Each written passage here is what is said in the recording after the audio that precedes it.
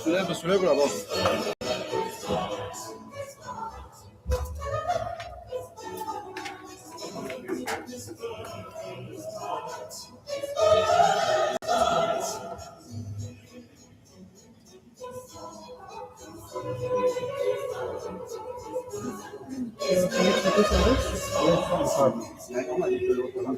Tu peux pas payer ton petit là. Il est allé chercher le père là.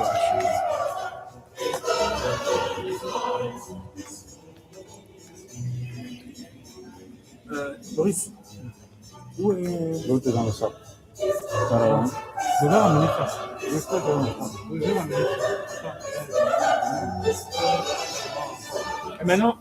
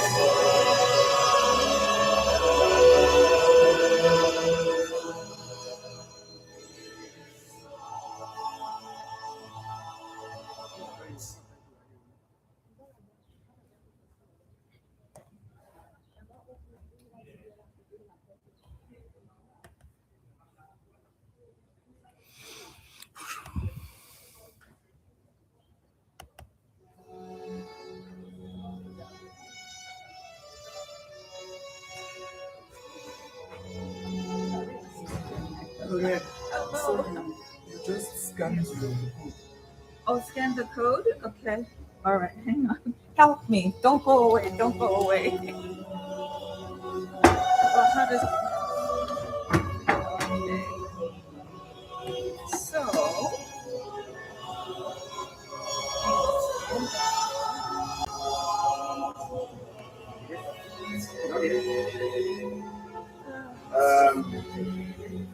Il est où le genre qui a l'appareil?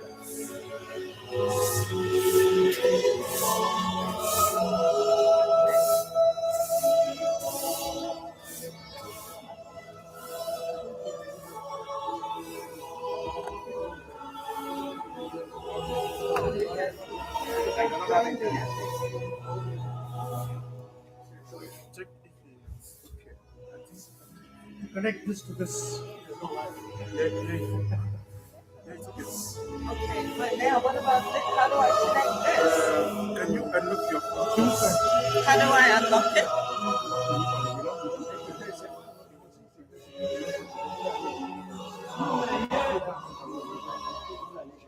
Oh, so if I bring it near here. Yeah, bring it Vous here. monsieur Jean, vous n'avez pas le truc Ils ont connecté? utilisé notre carte d'identité. Ils ont fait toute la... Donc c'est le HDMI qu'on n'a pas là maintenant. C'est eux qui l'ont utilisé. Non, mais c'est ça qu'on n'a pas maintenant. Vous n'avez pas le HDMI. Non, les gars. Ah, ok. C'est bien bon de donner les leçons aux gens. Non. Parce qu'il y a attention, ne vous le donnez pas. Vous n'avez pas, puisque c'est ça que vous avez utilisé. Oui, on ne voulait pas la machin. Vous avez pris le nôtre là. Non, mais qu'il y a je sais pas, mais qu'il n'y a pas comme c'est ça. Okay, that's still all right.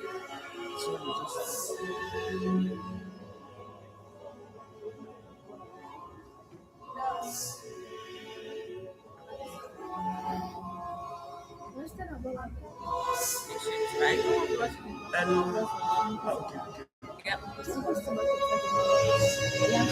La porte là.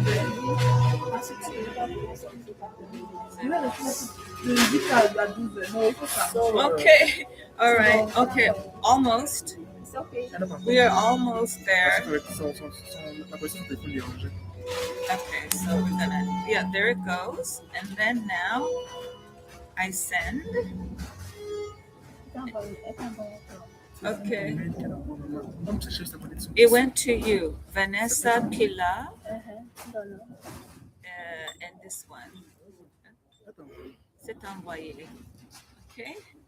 Thank you. Thank you so much. You're welcome.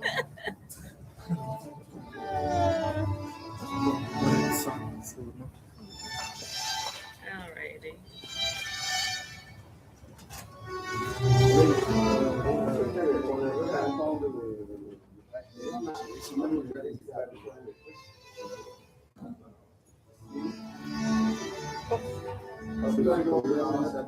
C'est aussi qu'on devait avoir. Oh, ok. Donc, Vous êtes là. oui, oui, je reste ici. Ok, et je vous attends. Hein? D'accord. Ok.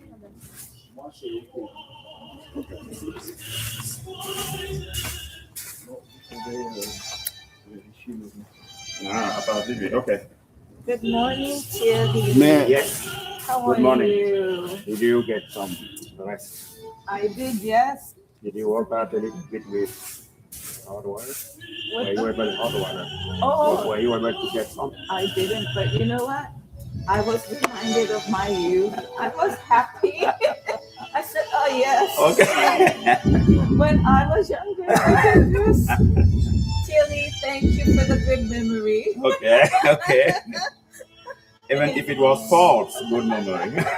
It's very beautifully arranged. Okay. Thank you. Thank you. Awesome. Trying to.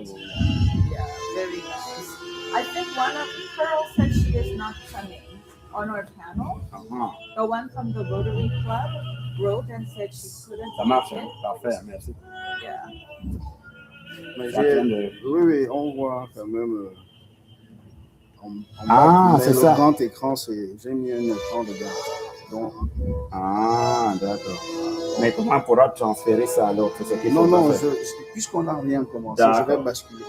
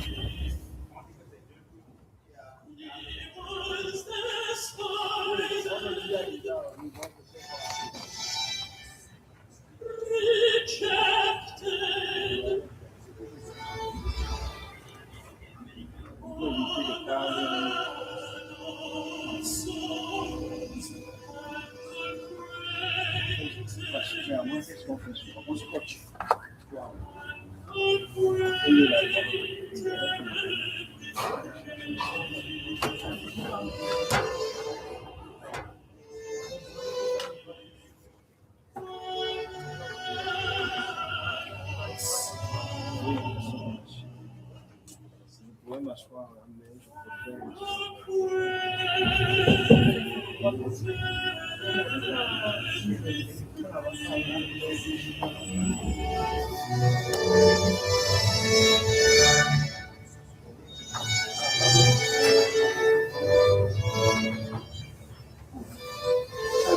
Eject this.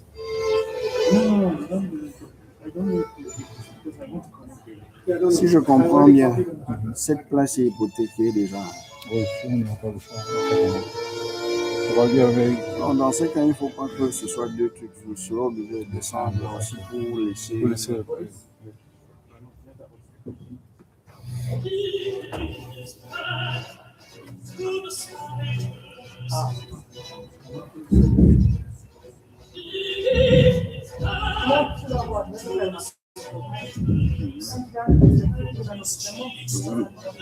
Sur quoi? Sur le... Non, c'est ça, c'est ça là.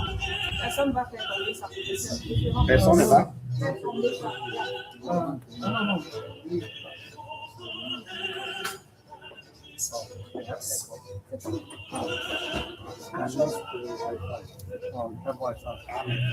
It's good Wi-Fi. Yes. Have you tried it? Yes.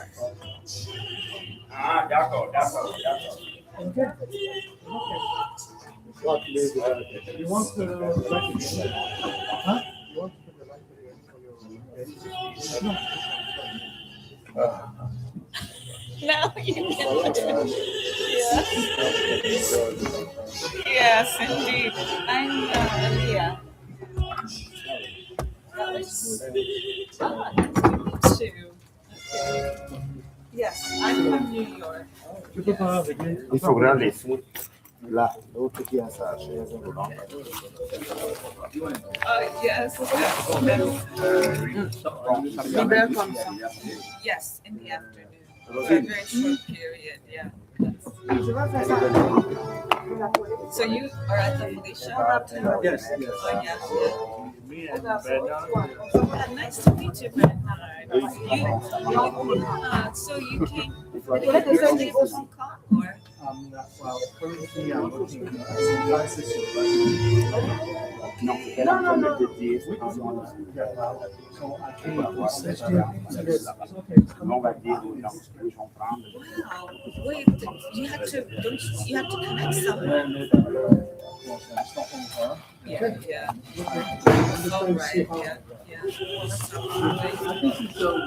That's yes, yes. But I still have like to divide Oh, yeah. I can't complain. I was New York, Paris, here. It was 7.5 and about 7, so about 14.5, yeah. But my flight was originally supposed to go through and at the last minute, Casablanca, and at the last minute, they canceled Casablanca to here. So then I had to speak with Thierry, and then we booked myself on a different flight. And luckily, there's still space left at airport. In fact, the ticket prices went down. Yeah, so It's very expensive when I check it, yeah. me too. That's why I didn't book it. Yeah, that's why I didn't book it initially. I'm like a trucker, and initially it was expensive, then Yeah. it went down, and Yeah. then it came back. Then back up again, right? Yeah. There was a strategy. I don't know. I never supposed to be approaching the flight. I never. Is it good, Bobby? Wait. Very good. So I look forward to discussing more things with you guys. I looked at the program and I said, wow, I feel like I'm back in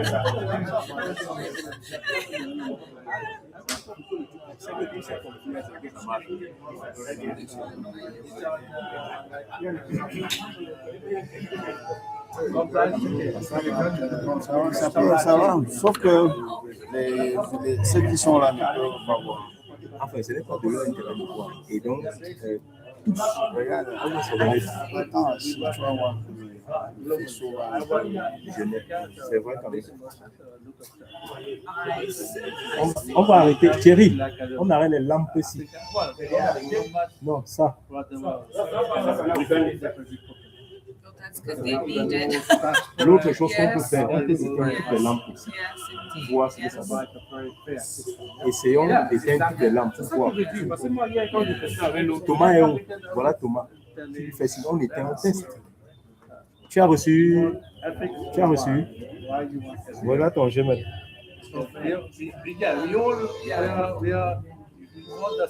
Je mets quel nom, mon ami? Boris, voilà. Donc test. On voit. Il y a pour Florian que je viens d'envoyer. C'est le premier qui va passer.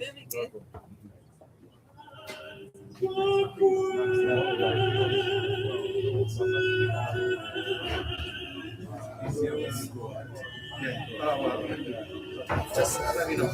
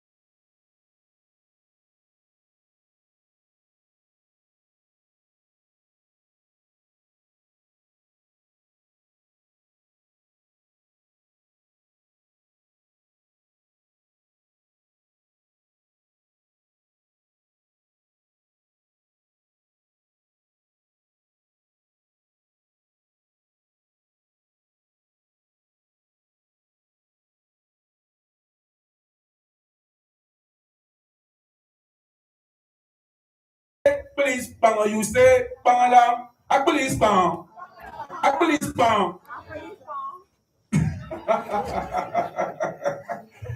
Bon, soyez forts. Aussi fort et aussi fort que vous soyez, mais ne pensez pas à résoudre tout avec la force. De temps en temps, même si vous êtes très fort, regardez et laissez des fois le temps même résoudre tout. Aussi fort que vous soyez, ne résolvez pas tout avec la force. Des fois, regardez, calmez-vous et vous allez voir. Un jour, l'éléphant alla se laver à la mare. À cette époque, avant de se laver, il fallait enlever les yeux. L'éléphant se lava, et il voulut remettre ses yeux après être lavé. Maintenant, en mettant ses yeux, un de son œil tomba dans la mare. Et l'éléphant commença à fouiller la mare. À côté, il y avait la grenouille. La grenouille lui dit, « Hé, mon frère, calme-toi. Si la mare s'éclaircit, tu verras ton œil. » Aïe, aïe, aïe. L'éléphant s'est calmé et la mare s'est éclaircie. Au fond, là-bas, traînait son œil. Aïe, aïe, aïe. Applaudissez, applaudissez pour vous-même dans la salle.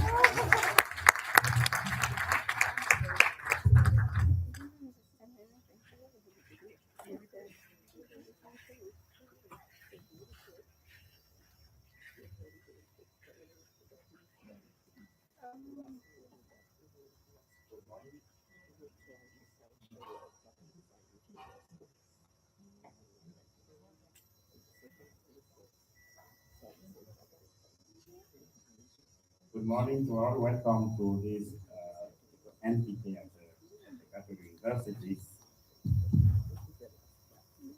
The kicking off of our 8th World Congress, ISBEE. So we'll start with a poem, so I will call Lenny from here.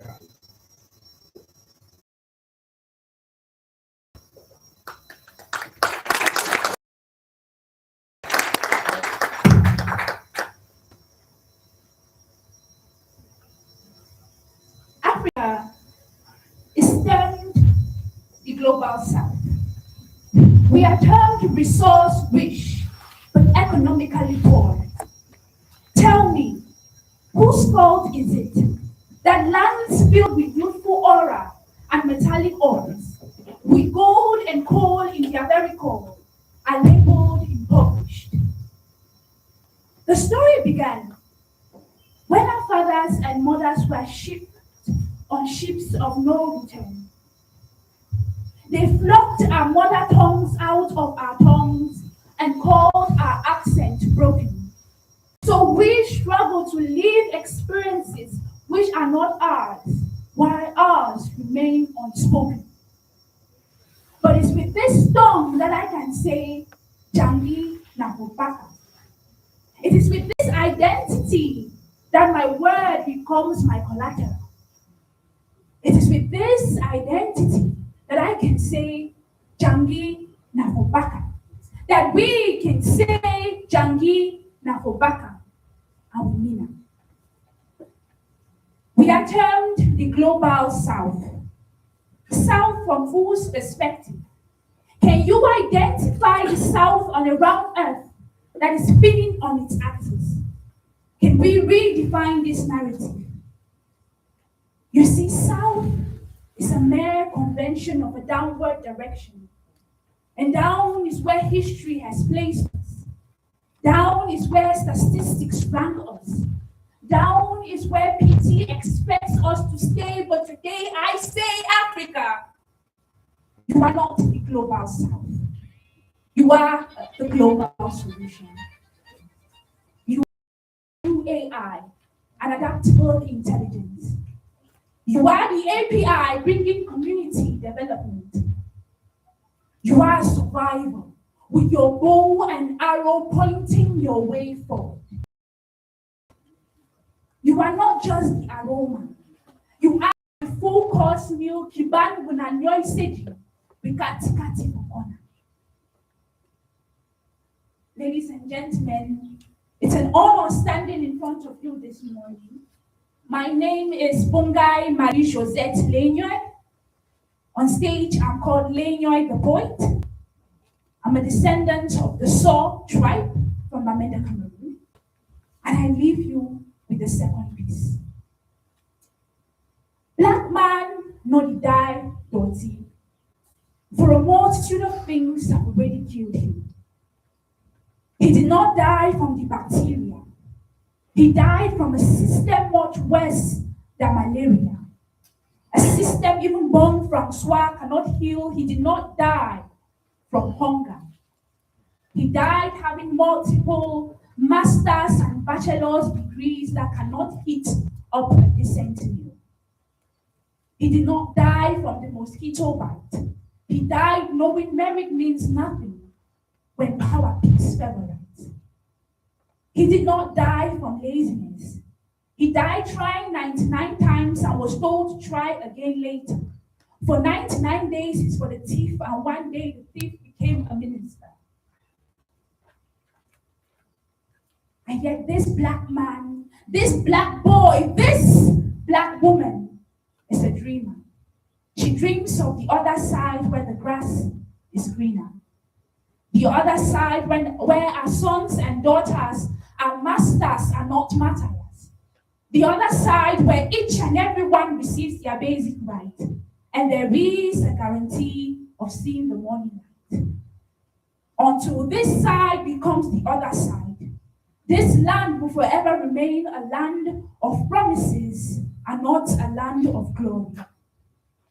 Chère patrie, terre chérie, où est notre bonheur? Où est notre grand bonheur? Notre joie et notre vie. Est-ce que ça, c'est la vie? How can we ever pay thy due when our dues have not been paid? How can we be la génération android without electricity to generate these ideas? Black man not died dirty, for a multitude of things have already killed him. Thank you.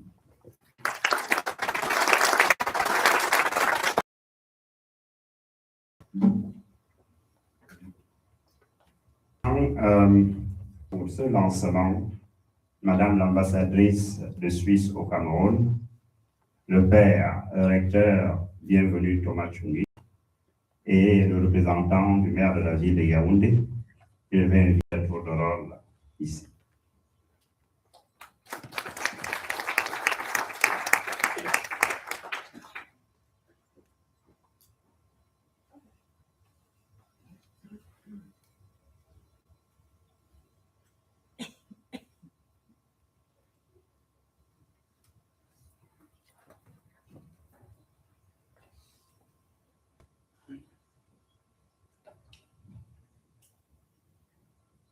Je vais donc passer la parole d'abord à Monsieur le maire.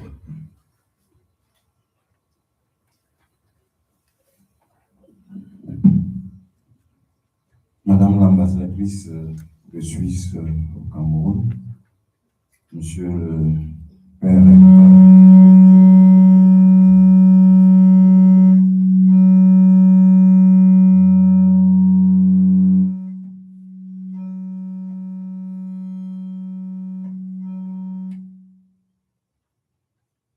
recteur de l'Université catholique centrale, Mesdames et Messieurs, distingués invités, en vos grands grades et titres respectifs, Mesdames et Messieurs, c'est avec une immense joie et un plaisir renouvelé que j'ai l'ainsi honneur de prendre la parole dans cet amphithéâtre de l'Université catholique d'Afrique centrale, campus des Gounou, pour vous souhaiter une chaleureuse et cordiale bienvenue au Cameroun et à Yaoundé, au nom des populations de la ville de Haut-Sept-Collines et à mon nom propre, à l'occasion du 8e Congrès mondial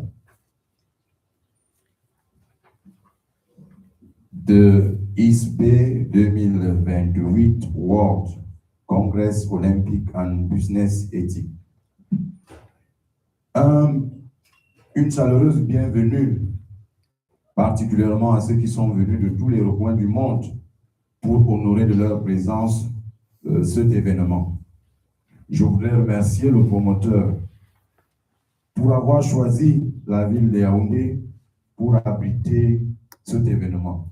La ville de Yaoundé qui est non seulement la capitale politique, mais la capitale administrative du Cameroun. Tout en vous souhaitant un agréable séjour dans notre cité capitale, je souhaiterais vous inviter à profiter de l'hospitalité légendaire de notre cité à travers les nombreux monuments touristiques, mais également à travers l'art culinaire de la ville de Yaoundé que vous aurez à découvrir. Tout en vous souhaitant plein succès à vos travaux, je réitère, je renouvelle mes vœux de bon séjour au Cameroun et que vive la coopération ou l'association internationale que vous incarnez. Je vous remercie de votre aimable attention.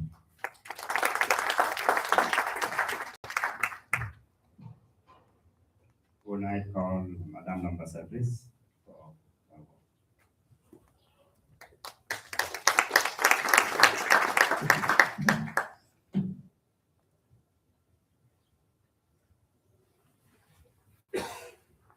Monsieur le maire, Monsieur le recteur de l'Université catholique de l'Afrique centrale, distingués professeurs, distinguished professors, students, ladies and gentlemen. It is a great honor for me to join you today at the opening ceremony of the 8th World Congress of the International Society of Business, Economics and Ethics. I wish to express my sincere appreciation to the organizers, particularly the Catholic University of Central Africa and the University of St. Gallen, for their collaboration in convening this important gathering here in Yaoundé. This Congress brings together scholars, practitioners, and thought leaders from across the world to reflect on a theme of profound relevance: rethinking business ethics from global impact. This theme is essential.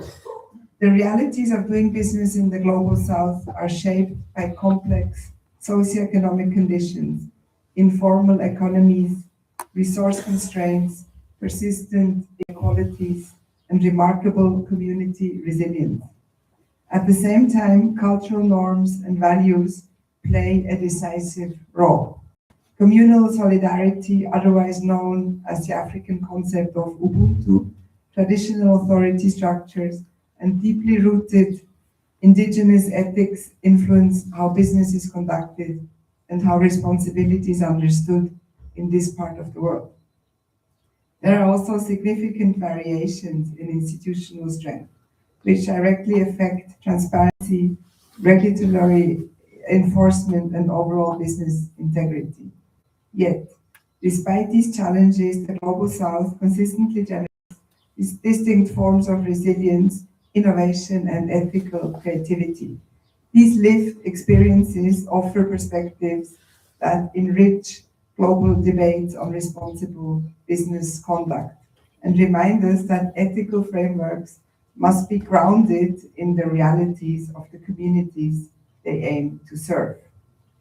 For the short period I have been posted in Cameroon, I have come to appreciate that here in particular, communities have long developed local mechanisms of solidarity, traditional systems of accountability, and pragmatic ways of navigating uncertainties in complex business environments. These practices are central to understanding how ethics in business is lived, adapted, and strengthened in complex environments. They reveal how communities respond creatively to constraints, how trust is built through social bonds, and how responsibility is exercised through culturally grounded norms. These experiences offer valuable ethical insights that enrich global conversations on responsible business conduct. They remind us that effective business ethics cannot be detached from context. They must be informed by the lived realities, cultural values, and collective wisdom of the communities they aim to serve. Ethical business conduct is not an abstract aspiration. It is the practical foundation upon which sustainable development, social cohesion, and long-term economic stability depend. In today's interconnected world, companies, be they local or multinational, are expected to demonstrate responsibility in their supply chains, respect for human rights, transparency in their operations, and commitment to environmental protection. Ethics provides the moral compass that guides business development toward justice and environmental responsibility. When ethical considerations are absent, development can deepen inequalities and weaken business ecosystems, creating situations in which the benefits of economic activity do not reach local communities and ultimately become exploitative. In order for individuals or communities to be able to confront powerful multinational business entities, it is important for ethical business values to be translated into practical frameworks, fair trade principles, and transparency in governance. Switzerland attaches great importance to responsible business practices, both domestically and internationally. This responsible conduct is guided by a well-regulated guideline focusing on human rights, environmental protection, and anti-corruption. The partnership between the University of St. Gallen and the Catholic University of Central Africa is a remarkable example of how academic cooperation can foster mutual learning, joint research, and shared ethical reflection. It is a partnership that enriches both institutions and contributes to global conversations on business ethics. Universities shape the ethical leaders of tomorrow by providing spaces where ideas can be debated, norms can be questioned, and new frameworks can be imagined. Their work becomes more inclusive, more context-sensitive, and more representative of the diverse realities that define our global economy. Ladies and gentlemen, with this, I wish you very fruitful discussions, inspiring exchanges, and meaningful collaborations as you hold this important conference.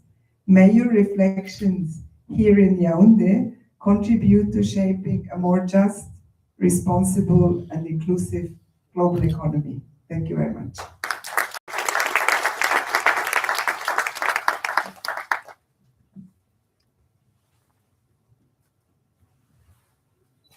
Thank you, Excellency. Now we'll call Father Bienvenue Thomas Chungi, Rector of the Catholic University, to deliver his welcome.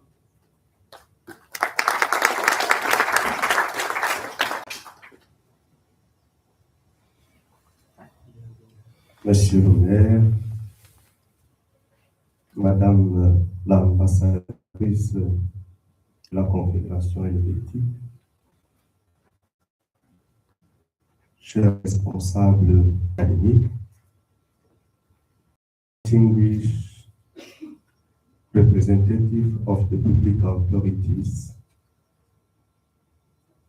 Professor Florian Eckstein, the President of ISBEE, herzlich willkommen, freue mich, dich hier wieder zu sehen. Members of the ISBEE Executive Committee, distinguished keynote speakers, dear scholars, practitioners, doctoral students, ladies and gentlemen. It's a great honor and a genuine pleasure to welcome you to the Catholic University of Central Africa and to the city of Yaoundé, for the 8th ISBEE World Congress. Hosting this prestigious international gathering is both a privilege and a responsibility for our university. By opening our campuses to scholars and professionals from across the world, UCAP reaffirms its commitment to academic excellence, international cooperation, and the ethical transformation of society. Our university seeks to be a place where discipline, cultures, and intellectual traditions meet in a spirit of dialogue. We believe that higher education has a responsibility not only to produce knowledge, but also to contribute to more just, inclusive, and sustainable societies. The subject of this Congress, Rethinking Business Ethics from the Global South, perfectly reflects this ambition. It encourages us to critical thinking, and the wider Global South should really be viewed as places where theories developed elsewhere are applied. They are also source of ideas, ethical traditions, and practical wisdom capable to enriching global debates. The choice of Yaoundé as the host city, therefore, carries both intellectual and symbolic significance. It reflects the conviction that dialogue requires the expression of diverse voices and perspectives.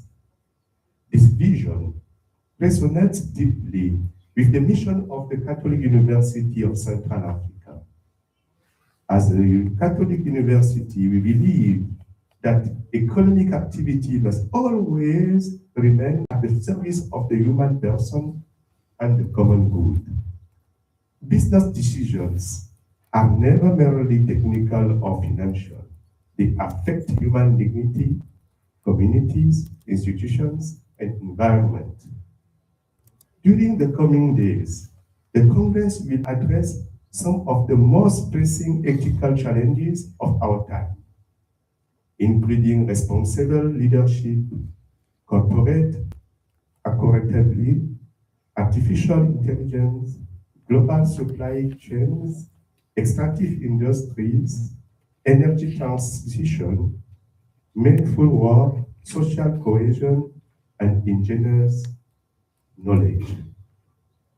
I'm particularly pleased that this Congress gives special attention to doctoral students and emerging scholars through the Yaoundé PhD Center and the Journal of Business Ethics Manuscripts Development Workshop.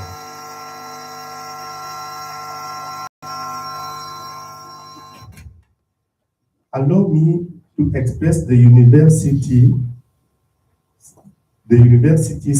sincere appreciation to Ethics Lab, the Ethic and Public Policy Laboratory of UCAP, for its outstanding leadership in the local organization of this Congress, in cooperation with San Gallen.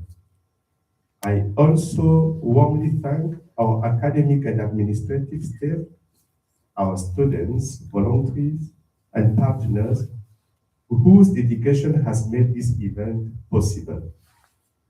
The presence of participants from Africa, Europe, Asia, North America, and Latin America gives concrete expression to the truly international spirit of ISBEE. We hope that Yaoundé will be an ideal region of the world. Beyond the academic ground, we also invite you to experience the cultural richness and hospitality of Cameroon. Through its traditions, music, and storytelling and heritage, our country remains on that knowledge is also transmitted through memory, community, and culture. Ladies and gentlemen, the Vise Congress is marked by intellectual excellence, respectful dialogue, mutual learning, and lasting collaboration. May the conversations begun here contribute to building business and institutions that are more responsible, more human, and more committed to the common good. On behalf of the Catholic University of Central Africa, I wish you a fruitful Congress, inspiring stay in your. Thank you for your kind attention.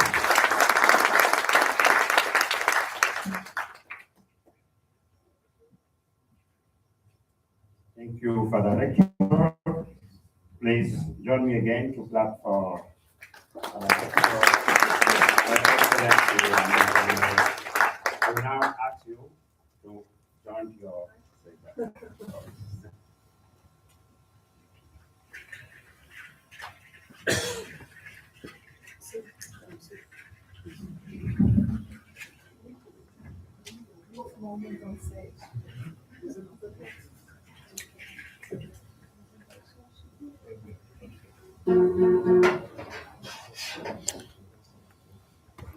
Je disais, c'est une troisième personne, une troisième position, celui qui va prendre la télécommande.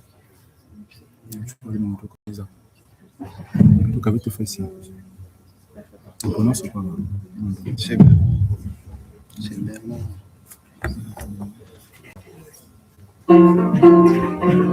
Welcome, welcome, welcome to Cameroon. Welcome, welcome, welcome to Cameroon. Cameroon, a better country. Welcome to Cameroon. Welcome, welcome, welcome to Cameroon.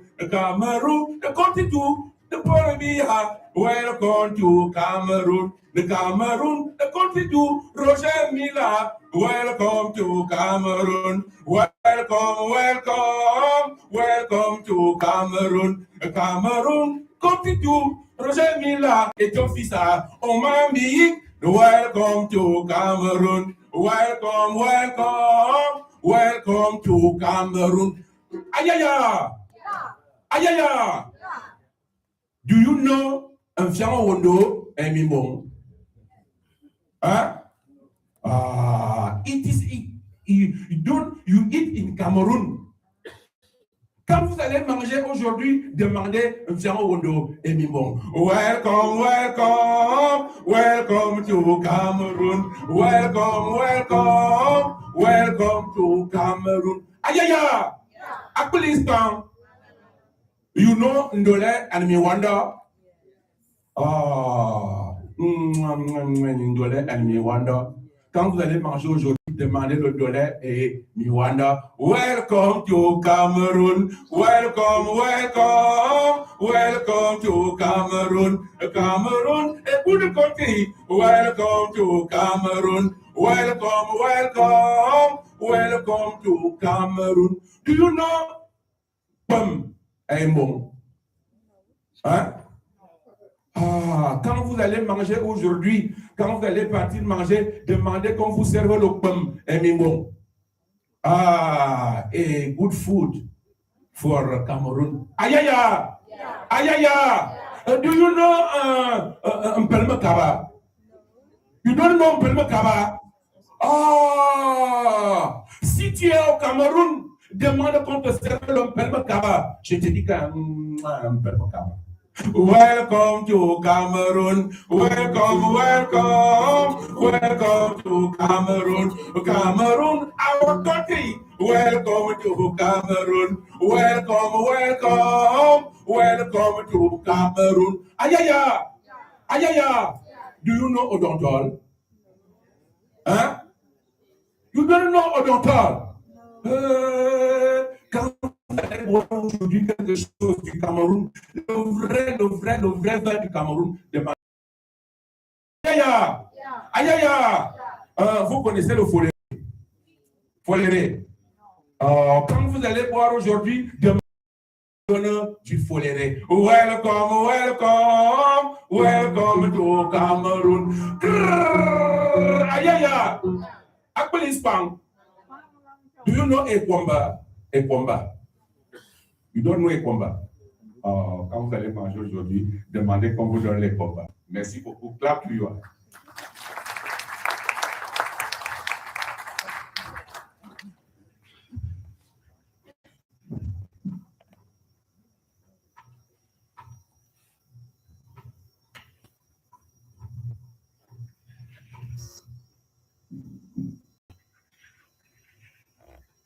I would like now to introduce our president, the president of this association, Professor Florian Weinstein.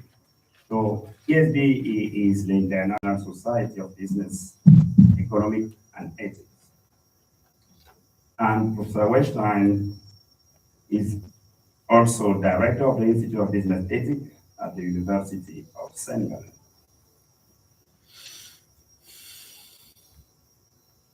Florian is internationally recognized for his work on business and human rights.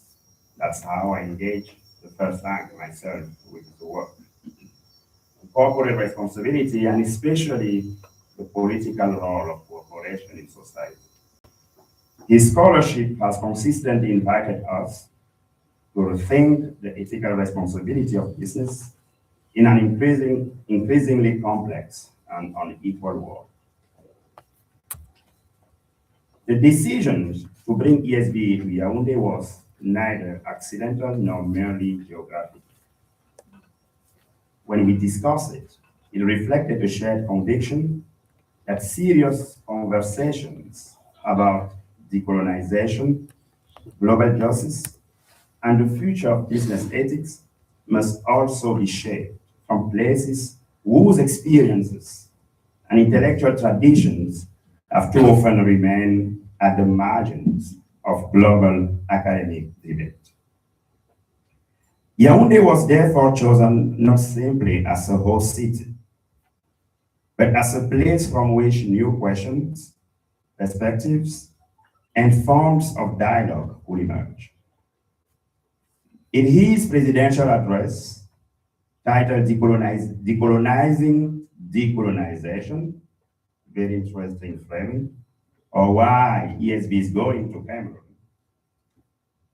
Professor Florian Weinstein will reflect, I guess, I didn't read the slides, so I guess, on the significance of these jobs and on the deeper intellectual and institutional transformation that genuine decolonization requires.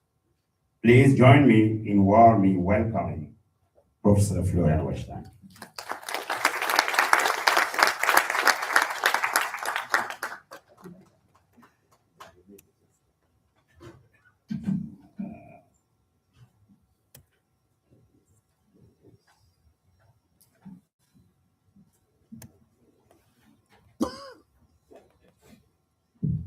Great, thank you very much. Terry instructed me to stick to my 30 minutes. And you can always count on the Swiss, right? So I have my phone here and double check that I won't go over and disrupt the schedule. So also welcome from my side, even though I'm a guest here as well. So I'm not in a position to really welcome you to Yaoundé, but welcome to the ISBEE Congress here at the Catholic University. In my 30 minutes of presidential address, I would like to reflect a little bit on the conference theme and also connect it to, as Terry already mentioned, to the question, why is ISBEE coming actually to Cameroon? And obviously those two things are closely connected. Though I have to say this is fairly cursory. So those reflections really for me are a starting point on thinking about those issues as well. And I'm here to learn from you rather than the other way around. So I'm not going to lecture you on something that I'm only just starting to explore. Those are just the beginning of some thoughts on what the conference theme may mean for us and ISBEE as such. But before doing so, I would also, of course, like to extend a big thank you to the Catholic University for hosting us here on the really beautiful campus, having us, supporting us, this conference. We really, really appreciate it. Thank you very much. And then, of course, last but not least, Thierry for holding all the different hands in his hands, spending, I think, 4 nights awake in a row to make sure that everybody gets here safe and comfortable and everybody has everything that they need. It all comes together in one person, that's Thierry, but there's a whole team behind it, of course. And so also thank you to the local organizing team who has done some heavy lifting here too.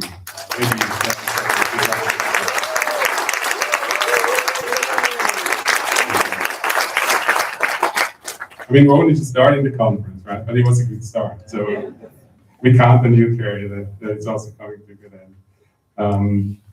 All right, so let's dive in, because now I spent already too much time. So the conference theme, as you know, rethinking business ethics from the global south, local insights, global impact. For some, this may sound fairly trivial. Maybe you think, okay, business ethics. I mean, business ethics. I've done a lot of research on the global south. I have had perspective on the global south. We all deal with issues happening in the global south, and I take the term now global south, of course, with the grain of salt, right? But it's a term that we tend to use, so I use it as well. So you may ask, well, what's new about this? I think more common in business ethics, it is really, if you look at the international discussion, is really business ethics on or for the global south, and not necessarily from the global south. So if you look at what's happening in the global discourse in business ethics, we take perspectives on the global south, and in the sense of applying existing knowledge and frameworks to issues and problems happening in the global south. That's not necessarily what we're aiming at with this conference. So what this implies is basically the role of the global north in this equation is that of a producer of often seen as universal knowledge, whether this be methodological, theoretical, conceptual, even normative, or maybe especially normative knowledge, right? We perceive this as globally applicable. The role of the global south in that equation is that of a provider of descriptive information, contextual knowledge, or data. And so because we need to know the context in which we apply the knowledge that is being produced in the global discourse. Now again, this is not what we're aiming for in this conference, in the conversations that we would like to have here, I think. The conference theme specifically asks for perspectives from the global south. And so it's about the site and the agency of knowledge production. And by knowledge production, again, I don't mean contextual information and data. I mean substantive knowledge, methodological knowledge, theoretical knowledge, and so on. And I already hint that it's also about the site of where this happens, right?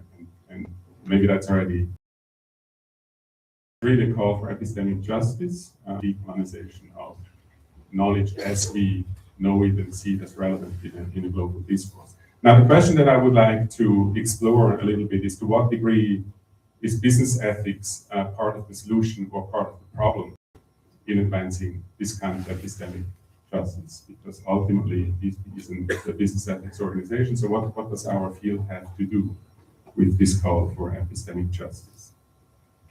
So we can go to the next slide.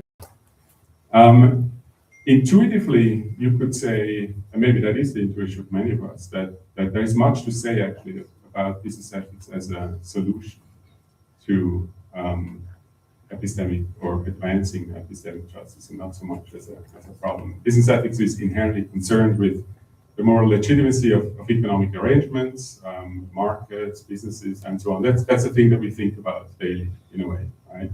And as such, enshrined in business ethics has always been also a critique of this neoliberal, unchecked, expansion, extractive business models and settings, markets. And as such, those settings have often been theorized and problematized as neo-colonial, right? And so you could say, okay, well, then enshrined in business ethics is, in a way, a critique of a certain kind of economic neo-colonialism. And there maybe is the decolonial perspective that is somewhere embedded in business ethics. But I would argue business ethics, just because of that, business ethics is not, of course, in and of itself a decolonization perspective, right? And it can turn even into the opposite, I think, if you leave it, if you don't really reflect deliberately on the underlying assumptions that inform our perspective in business ethics. And so what are those assumptions, right? So the critique of business ethics is based on certain, sometimes reflected upon, sometimes implicit assumptions and presuppositions, just a few of them, right? So we are informed. Now, again, if I say business ethics, I refer to a global international discourse, which is very much informed by an individual liberal perspective. It presupposes state-based political systems with strong institutions, and within that context, we think about corporate responsibilities, for example, or also individual responsibilities, leadership in those institutions, and so on. We presuppose, in a certain way, a dichotomy between the public and private. We presuppose formal labor relations within which reflect on those things, and so on and so forth. Right? And it doesn't mean that we have never really thought about these assumptions before, but I would argue we have not really reflected on those assumptions really from an epistemic justice perspective, from a perspective of the justice of knowledge production. Right? So that we take a specific perspective and reflect on those assumptions, what they mean for the kind of knowledge that we produce.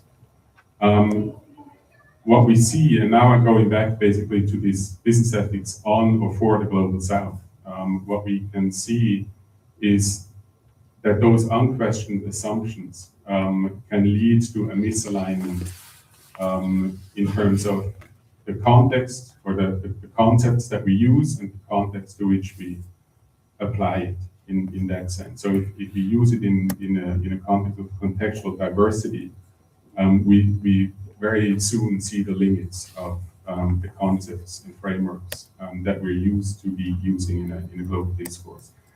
At best, I think that can lead to inadequate diagnosis, assessments, and recommendations that we may give in terms of how certain issues should be handled or resolved in the global south. Well, maybe you could say at best, coincidentally, maybe there are good recommendations. But it's also likely that we're a little bit off with the frameworks that we use in terms of problems and issues in the global south. And that, of course, has implications for the recommendations and assessments that we provide. At the worst, I would say it can lead to exactly the opposite of what we're trying to do, especially from an epistemic justice perspective. At the worst, it can lead to a legitimization rather than a rejection of exactly those kind of neo-colonial extractive business models and settings, and as such, it's compounding epistemic injustice.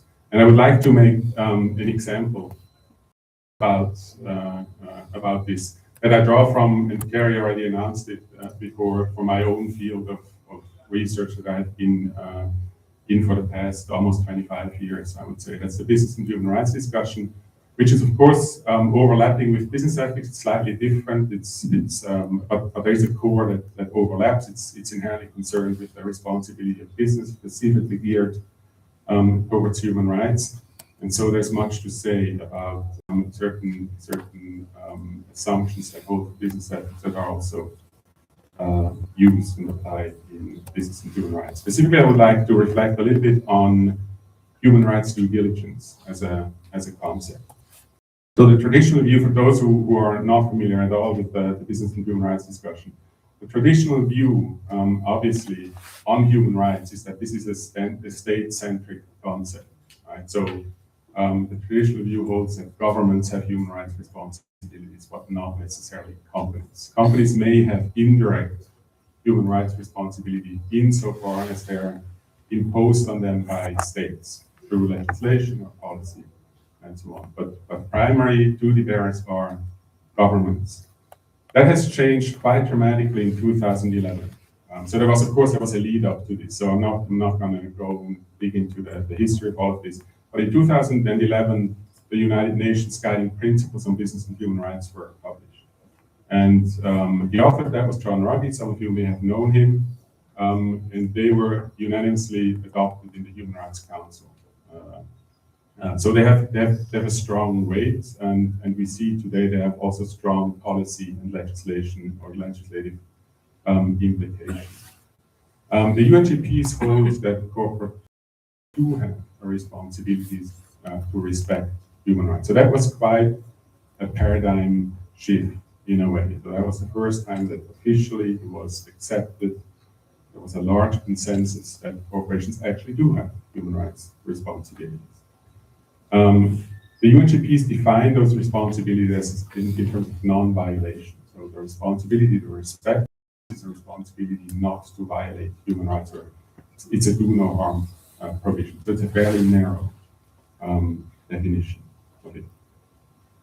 Human rights due diligence is what companies ought to do to meet that responsibility, and according to the UNGPs, right? That's basically identifying impacts, so impact assessments, addressing those impacts if there are negative ones, tracking the responses and see whether they lead to better outcomes, and reporting on those outcomes to both affected stakeholders but also to the public. And those are always actual and potential impacts. That's why it's in a way a risk management system. Now, two problem areas emerge from this if we dig a little deeper and reflect on the underlying assumption of this concept. The first one is what I kind of already started to get into, contextual and conceptual misalignments.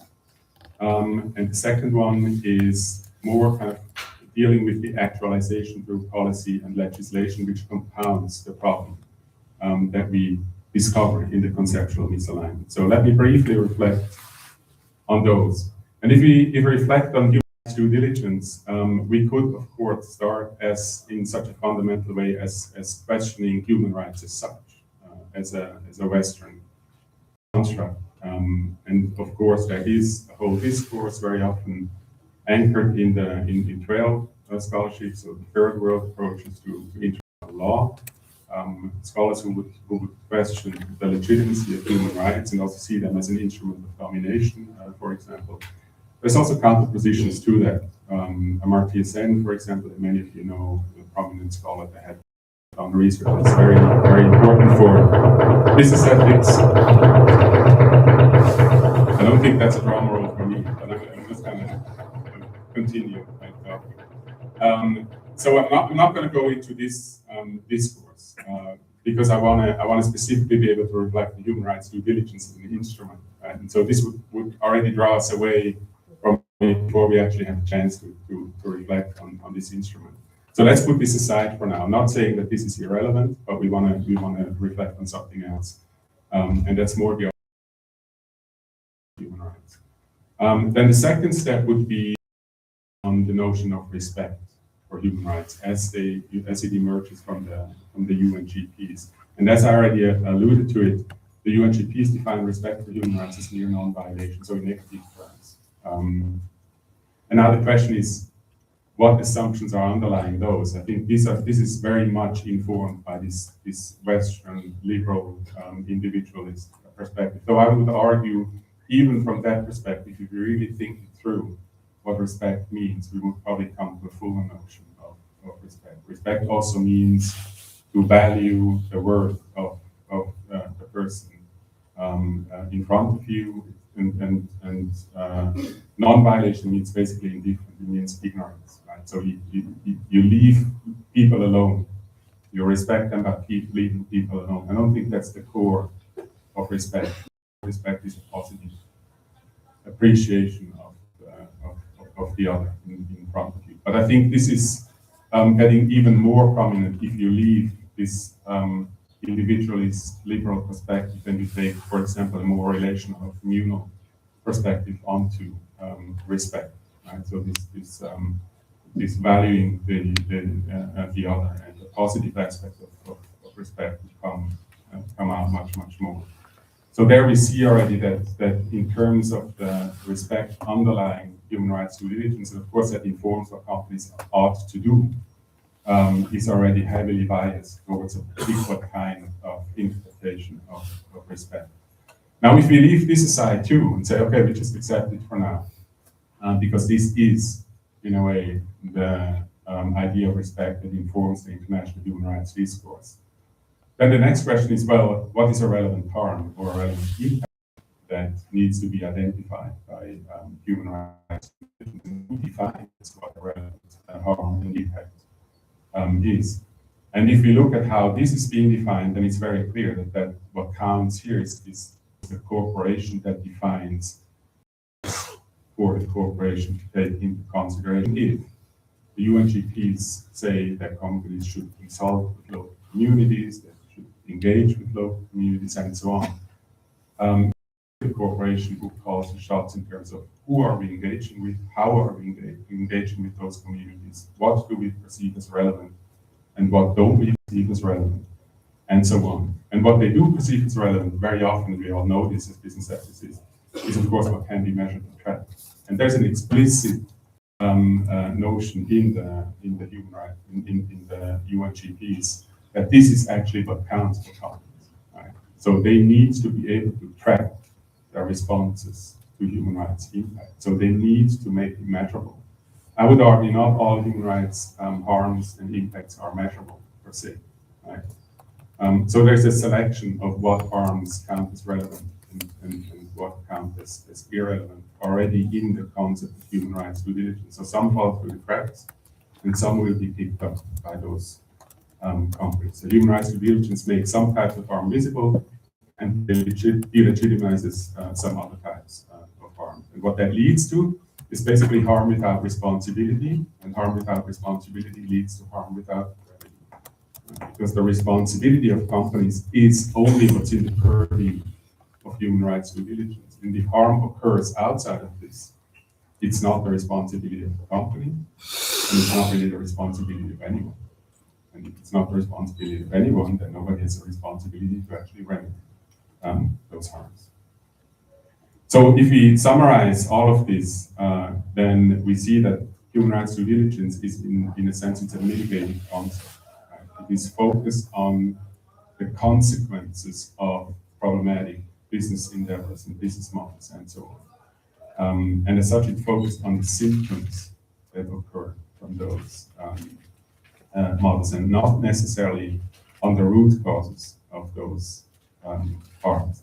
And of course, the root causes of those harms lay in the very business models, those extractive business models, the extractive business logic that we have started the exploration with.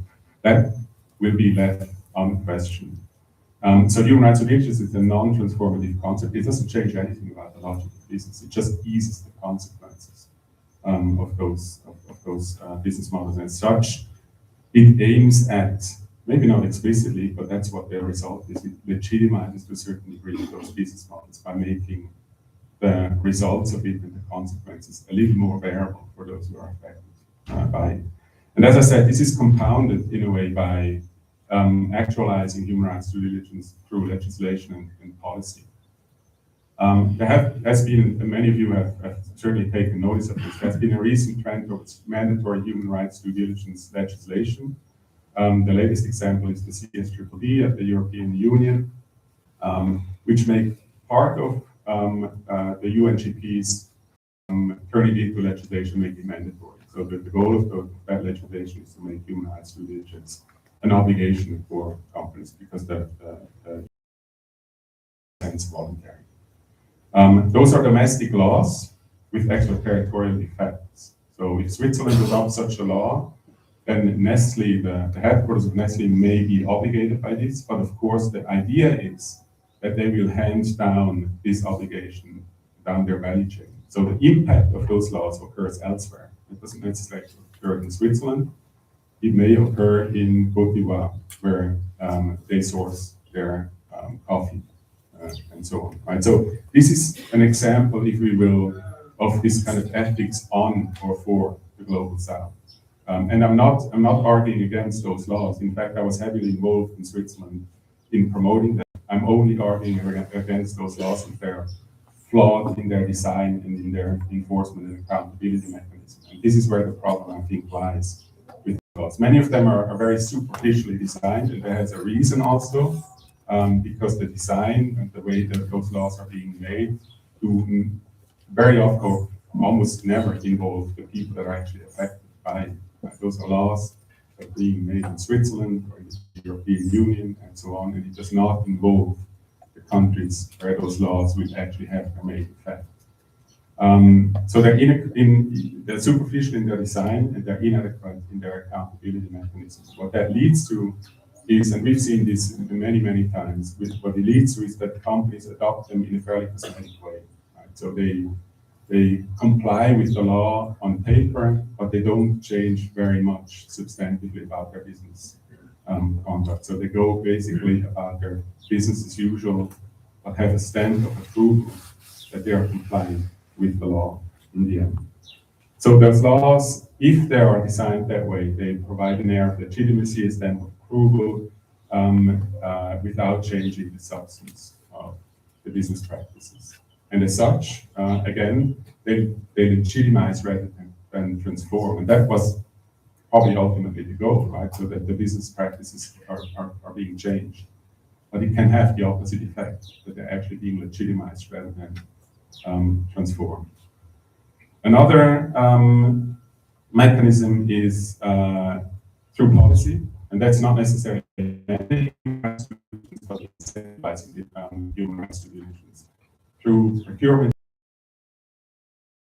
different policies that have emerged in which create incentives for companies to adopt human rights by tying it to certain benefits.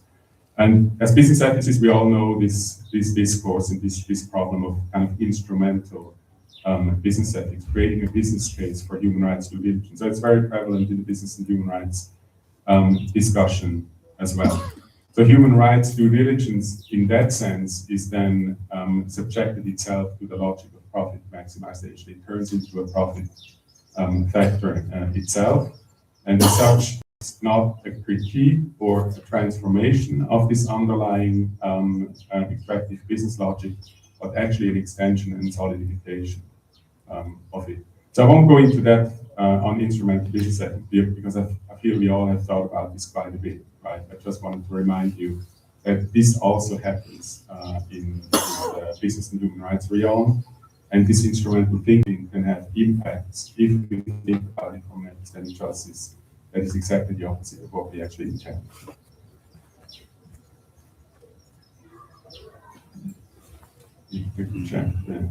So I'm going to speed up a little bit. Now we talked about these assumptions. Now we can also give you an example. We can go a level deeper because I think underlying such conceptual and contextual misalignments is a larger systemic problem. And now I'm getting where Thierry kind of alluded to before when he introduced this talk. I would argue that even decolonial business ethics perspectives, so even if you engage in kind of reflecting on decolonialism, epistemic justice in our field, what we produce as knowledge is conditioned by certain presuppositions regarding what counts as relevant and what does not count as relevant. So we are advancing a very particular kind of knowledge, and of course that knowledge emanates from Western, very deeply seated Western systems of qualification, publication, dissemination, and so on. A scholarly system that is conditioned and biased towards a certain kind of knowledge and distracts from other kinds of knowledge that do not fit those kind of frameworks. So even if we reflect, as I do it now, on decolonial from my perspective, I'm conditioned by a system of knowledge production that biases the way I think about those things already. And I feel like business ethics is particularly vulnerable to this process for several reasons. One of them is, I think, its closeness to management studies and the particular positivist outlook of management studies. And what we've seen, I think you may disagree, but that's a perception that I have. What we've seen in business ethics in recent years is a shift in publication from business ethics journals towards management journals. So many of us have started and are quite engaged in publishing our stuff in very mainstream management journals. And as such, of course, we have to adapt the way we write and the way we do scholarship to what those management journals want to see, right? And this has a reverse effect also on business ethics journals, because the journals that see their authors walk away and publish in management journals, of course, have to adapt their standards as well to be relevant and competitive with those other journals. So we've also seen, I think, an erosion of critical normative scholarship in business ethics journals in recent years, and there's less and less space actually for those kind of deep normative reflection in business ethics. And as a consequence, I think we all are in a way prone to adopt and internalize those new standards of knowledge production and publication. So this is the way we start to do scholarship, because we depend on that with our career, that we publish in those kind of journals. And so we do have to internalize and adopt those kind of standards. So to be academically relevant, I think business ethics is increasingly played by those rules of a global system that is at the very core of this epistemic injustice that we're trying a little bit to explore in this conference. And that's where the title of the talk comes from. Even post and decolonial discourses that happen within our field, if they happen within this system of publishing, qualifying, and so on, risk turning into an instrument of the colonization of knowledge, because they're themselves subject to this particular kind of knowledge production.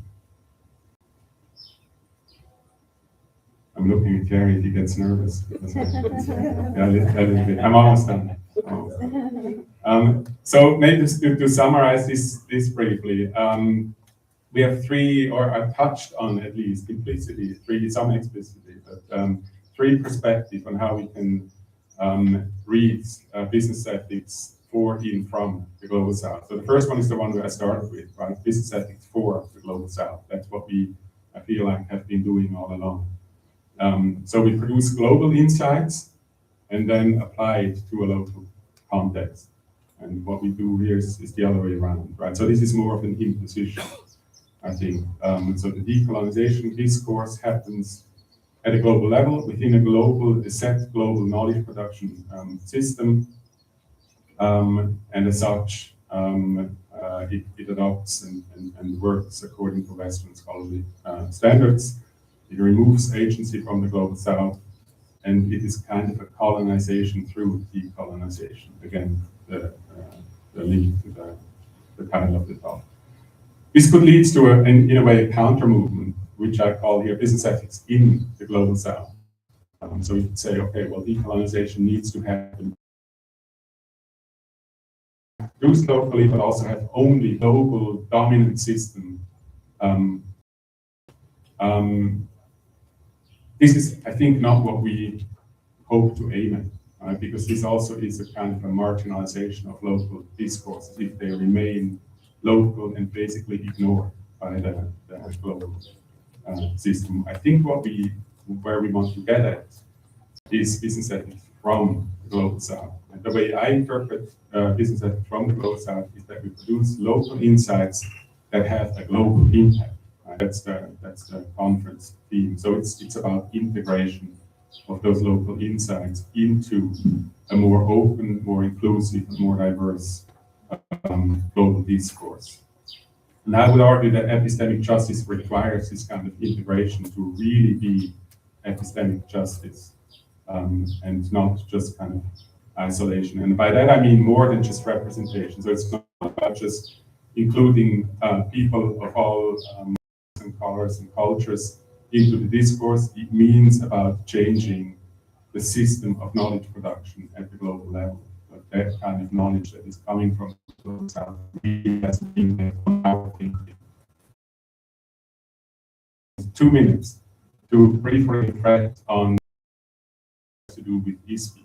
In my view, ISBEE is exceptionally well positioned to facilitate exactly this kind of emancipation from a set global system of knowledge production. We're the only business ethics association of really global stature and structure, at least in ambition, and we all have a way to go, of course, right? But the ambition of ISBEE is to be truly global, and there's no other business ethics association that has this particular ambition. I think that positions ISBEE well to actually make a difference in terms of advancing this discourse and or epistemic justice as such.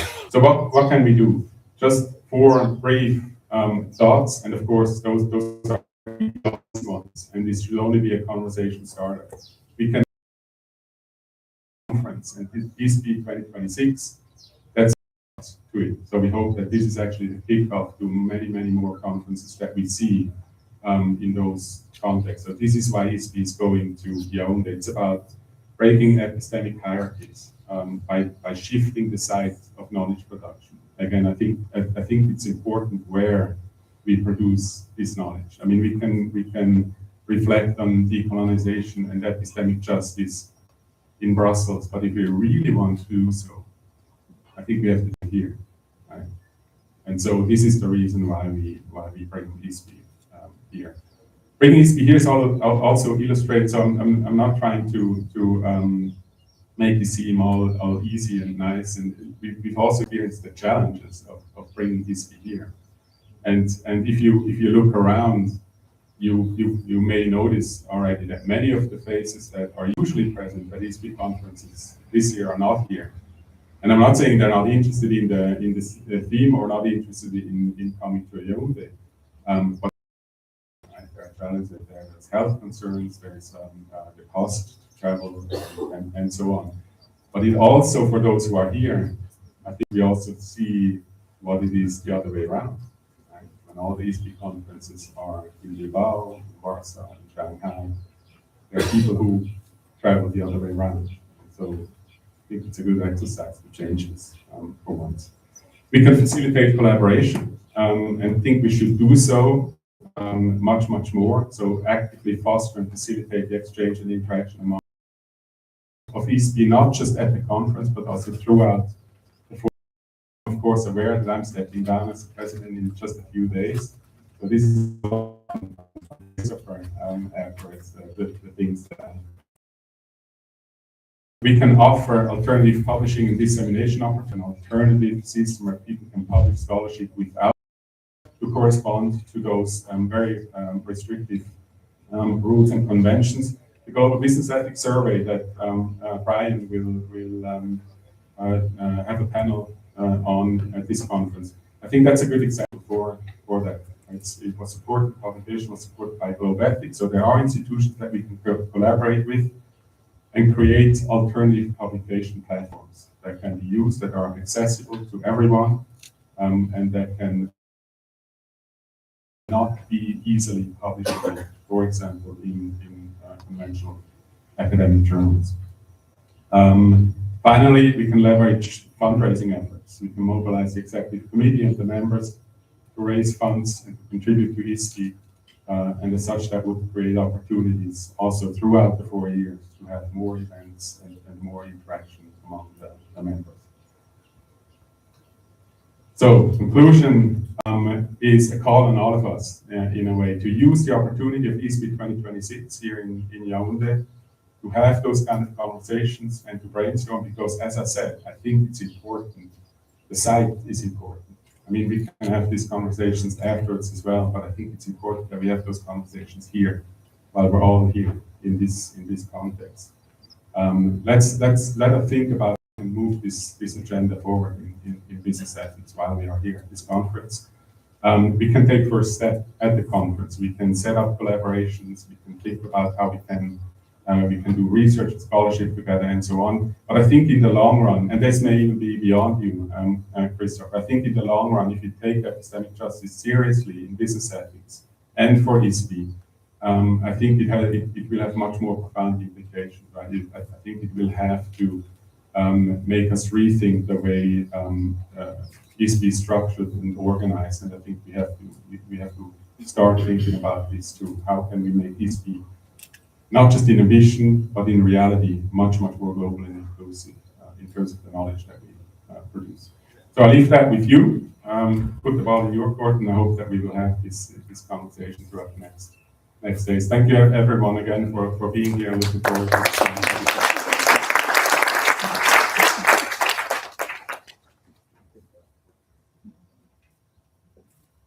Thanks, Florian.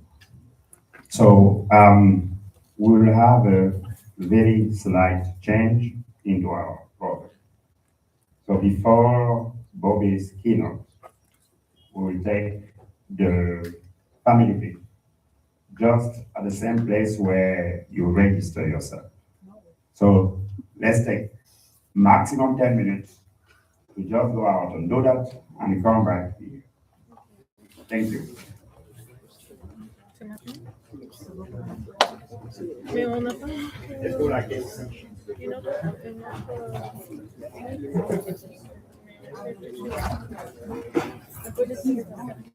Yes, yes, I go with you. I go with you. Ça sera plus long si tu veux.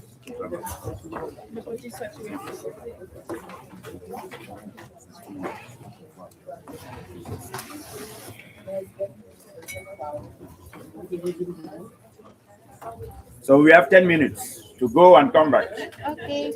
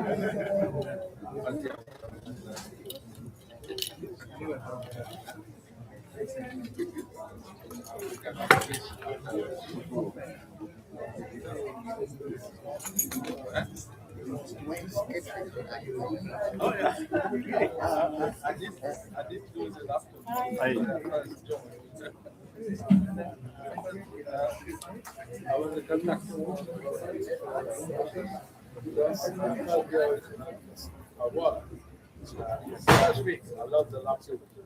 It was so yeah.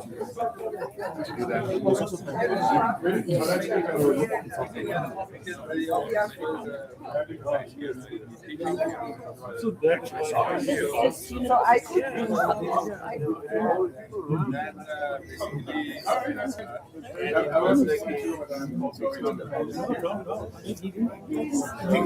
Decorrelation.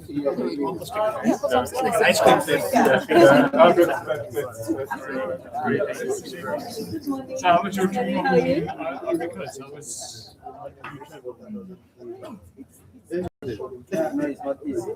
You bend on the stomach, you bend on the bank.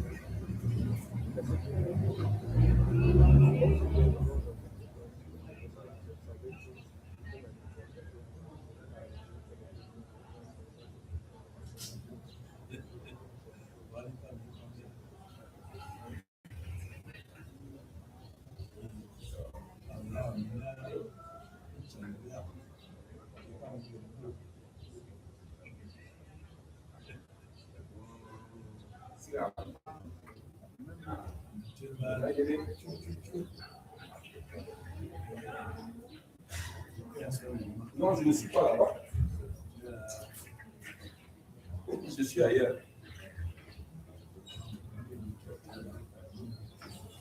Vous voulez quoi? Je serai là dans 30 minutes, c'est là.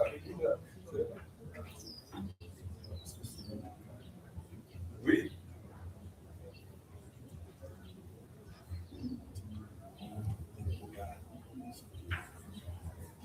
Ok. Si vous voulez quoi? Voilà.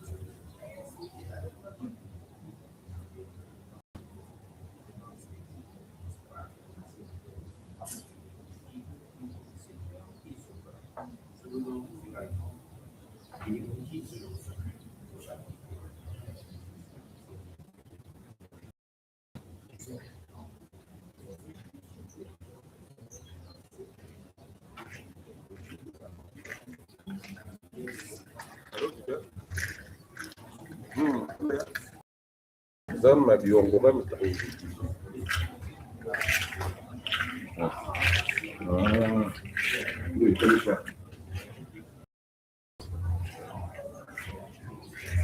And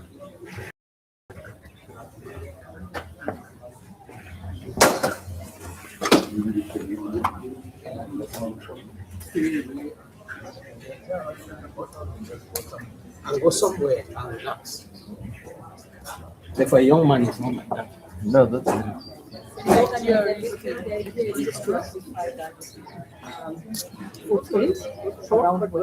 But who are we inviting?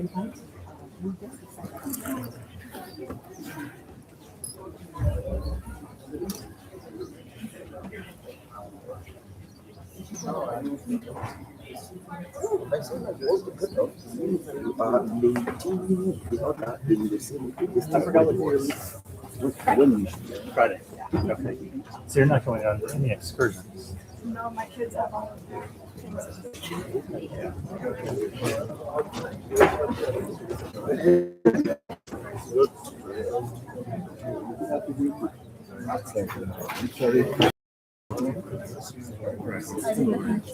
Thank you. Tomorrow I have stuff to eat.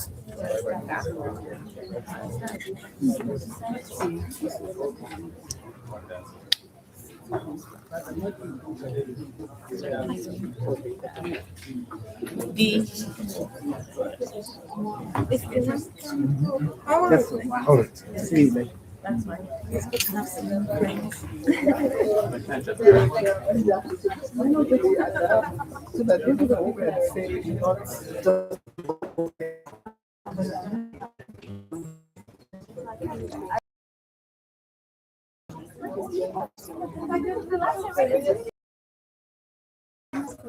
Yes. And I need your bio. Okay, I'll send it to you. Is that okay by email? Yeah. Yes. And you know the others. It's also in the camera. It's with your or his organization. I think you should know. If you see him,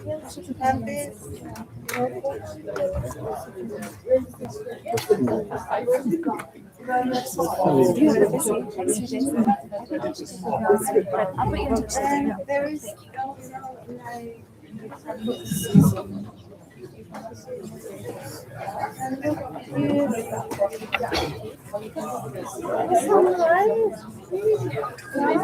y hay también especias como de aquí. Tiene que comer antes chicles, ¿no? ¿Cómo le dicen ustedes? Son platanitos. Nosotros decimos chicles.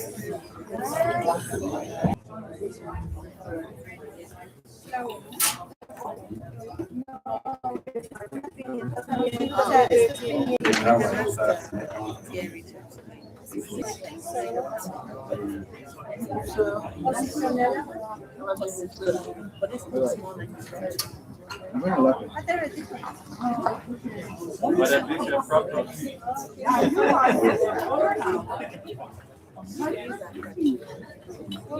that's great. Maybe that's like avocado. Something sweet.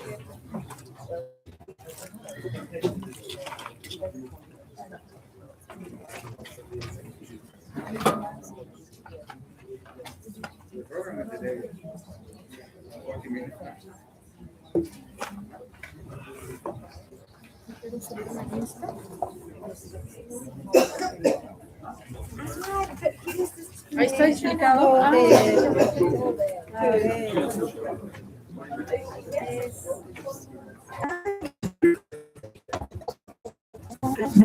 D'accord, parce que moi j'ai pas vu jusqu'au dernier, parce que j'ai un peu de temps. Et j'étais pas, c'est pour ça que je t'avais pas vu. Toi tu m'avais fait. Et l'autre,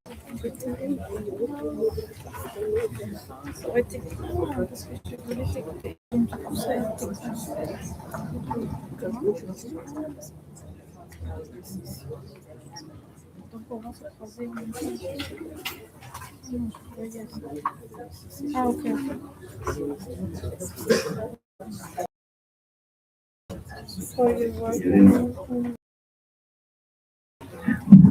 So we will resume. Sorry for that unplanned break. Now I would like to introduce our first keynote. And it's really a great honor for me to introduce Professor Bobby Banerjee. He is one of the most influential critical voices in our field. It's of business ethics, corporate social responsibility, sustainability, and post-colonial studies. His scholarship has consistently challenged the assumptions underlying dominant model of corporate responsibility, drawing attention to the histories, structures of power, and forms of exclusion that conventional approaches often leave unexamined.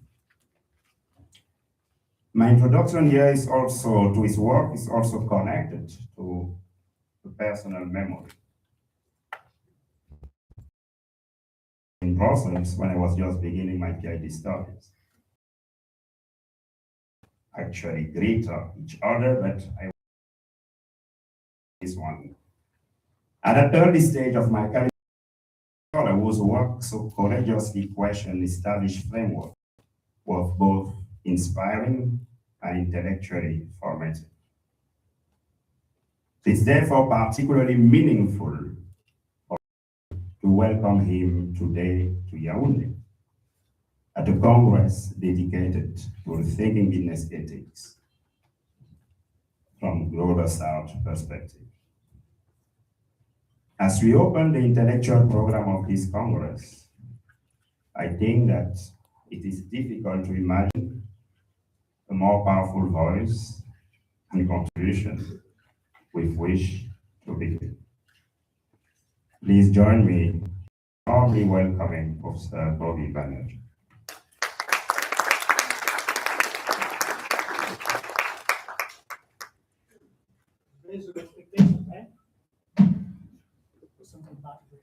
Can you guys hear me back there? Yes. I hate microphones. I've got a big voice and a loud voice and a big mouth. Hear me okay? Cool. I also realize I'm the only thing between you and lunch. It's not a good place to be. It was supposed to be a 1 hour slot. I have prepared 15 minutes, but I'll tell you what, I take the energy of the room in about half an hour. And if I feel it flagging, I'll just stop. Right? Okay? This is my first visit to Cameroon. I'm looking forward to the conference. Here. When I first saw the program, I emailed Florian saying how heartwarming it was to see so many African scholars in the program. As you know, African scholarship in North American and European academia is almost invisible. So I'm really looking forward to learning from all of you. And I also told Florian I love conferences where I don't know anyone and nobody knows me. Good place. Let me start with a caveat, a word of warning. I realized the topic of my speech is controversial. It is an emotional topic. It makes people angry. It's deeply divisive, polarizing, heated, and politically volatile. The story of my life. It will no doubt make some people in this room very uncomfortable. My advice is embrace the discomfort. Emotional discomfort can be very productive because it means that our assumptions, our comfortable assumptions, are being challenged in a meaningful way. It pushes us out of our complacent comfort zones and exposes us to complexity, ambiguity, contradiction, all of which are basically characteristic of real life problems. And also, if you don't like what I'm going to say, you're home to bed. So fasten your seatbelt. This is going to be a bumpy ride. So let me play this deliberate game and state at the onset, I unequivocally condemn